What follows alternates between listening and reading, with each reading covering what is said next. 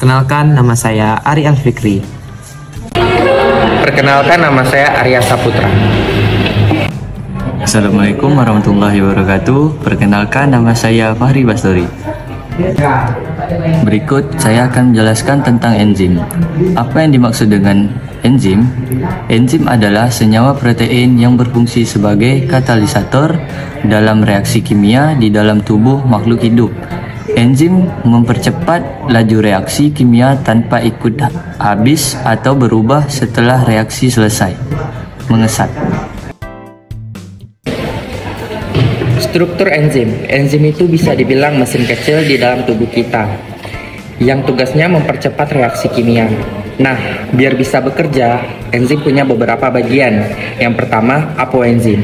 Ini bagian utama enzim yang tersusun dari protein. Sifatnya spesifik, jadi hanya bisa cocok dengan substrat tertentu. Tapi kalau berdiri sendiri, apoenzim ini belum bisa bekerja.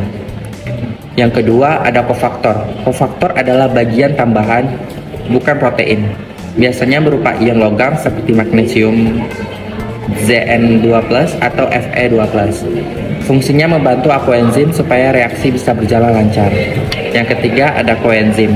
Kalau faktor tadi berupa logam, koenzim ini bentuknya senyawa organik. Biasanya berasal dari vitamin B3. Contohnya NAD+ dari vitamin B3. Tugasnya sering jadi pembawa atom atau elektron saat reaksi kimia berlangsung. Yang terakhir ada holoenzim. Nah, kalau apoenzim bergabung dengan kofaktor atau koenzim, jadilah holoenzim. Holoenzim inilah bentuk enzim yang aktif dan bisa menjalankan fungsinya. Kesimpulannya, apoenzim adalah bagian proteinnya, kofaktor atau koenzim bagian tambahan yang bantu kerja enzim. Kalau keduanya digabung, terbentuk holoenzim yang aktif. Di sini saya akan menjelaskan tentang teori lock and key dan teori induced fit. Teori lock and key adalah enzim yang memiliki sisi aktif yang spesifik dalam mengikat substratnya. Tokoh yang mencetus teori ini adalah Emil Fischer. Dapat dilihat dari gambar bahwasanya enzim memiliki sisi aktif yang bentuknya sama dengan substrat.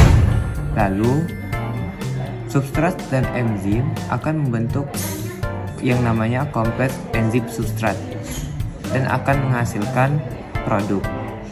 Lalu, teori yang kedua yaitu teori induced fit, yaitu enzim memiliki sisi aktif yang fleksibel dalam mengikat substrat. Tokoh yang mencetus teori ini adalah Daniel Castellan.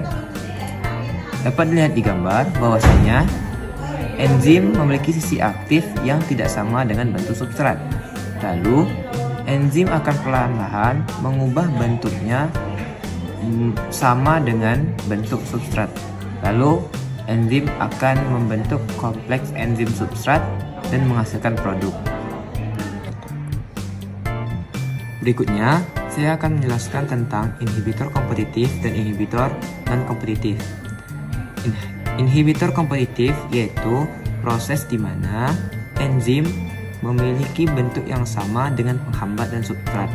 Dapat dilihat pada gambar bahwa enzim memiliki sisi yang sama miripnya dengan penghambat dan substrat.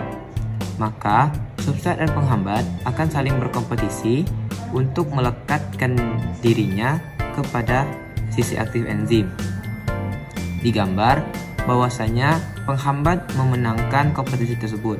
Lalu, enzim dan penghambat membentuk kompleks enzim penghambat sehingga tidak menghasilkan produk. Sedangkan inhibitor non-kompetitif yaitu proses di mana enzim memiliki sisi aktif, namun bentuk sisi aktif enzim bentuknya sama dengan substrat, sedangkan penghambatnya bentuknya tidak sama.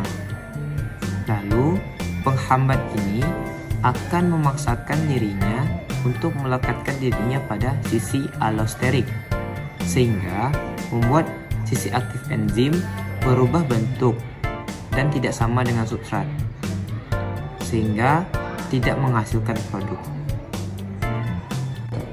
Berikut saya akan menjelaskan tentang kesimpulan konsep dasar enzim. Enzim adalah protein yang mempercepat reaksi kimia dalam tubuh. enzim bekerja secara spesifik dan butuh bantuan seperti kofaktor atau koenzim agar aktif. Enzim aktif disebut holoenzim.